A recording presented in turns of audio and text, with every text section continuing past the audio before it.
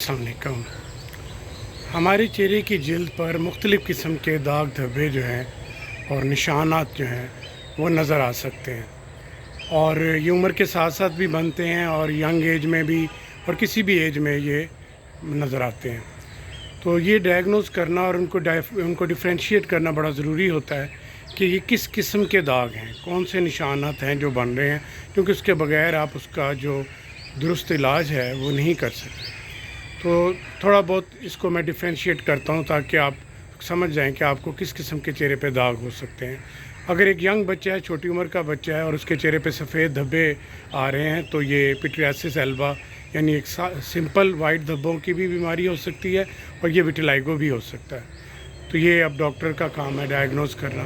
اسی طرح اگر ینگ ایج میں داغ دھبے ہیں تو یہ بھی دیکھنا ہوگا کہ یہ کیا طرح طرح کی کریمز کی وجہ سے ہو رہے ہیں، یا سن لائٹ کا ایفیکٹ ہے، سن ایکسپوئر زیادہ ہے، یا کسی غلط کریم اور کاسمیٹکس اور مرکری والی کریمز اور اسٹیرائڈز کریم کے چہرے پہ برے اثرات آ رہے ہیں۔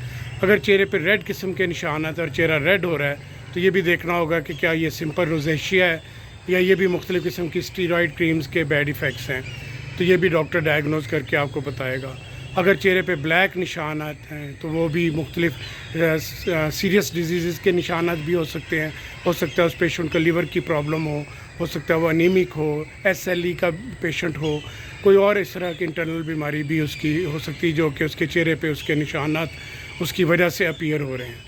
اور وہ سمپل ملاسمہ بھی ہو سکتا ہے جو عام ہائپر پگمنٹیشن ہوتی ہے، وہ بھی ہارمونل پرابلم سے بھی ہو سکتی ہے اور سن ایکسپوئر سے بھی ہو سکتی ہے۔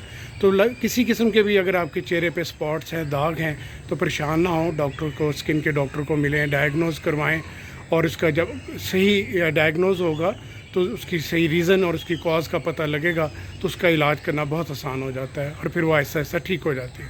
تو اگر اس طرح کا کوئی بھی پگمنٹیشن کا مسئلہ ہے تو آپ ضرور اپنے اسکن کے ڈاکٹر سے ملیں یا میرے سے رابطہ کریں۔ آپ کا بہت شکریہ۔